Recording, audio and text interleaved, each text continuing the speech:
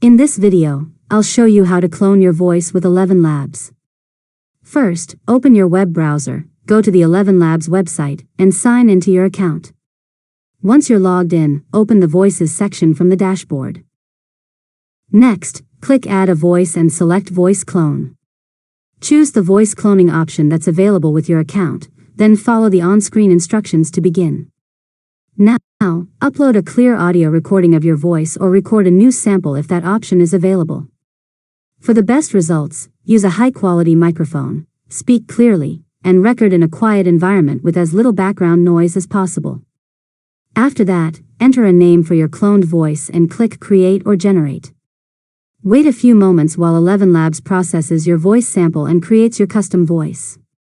Finally, open the text-to-speech tool, select your cloned voice from the voice list, type or paste your script, and click Generate to create speech using your own voice. When you're happy with the result, download the audio to your device. And that's it. You've successfully learned how to clone your voice with Elevenlabs. If you found this tutorial helpful, make sure to subscribe to Learn Mode Lab for more tutorials.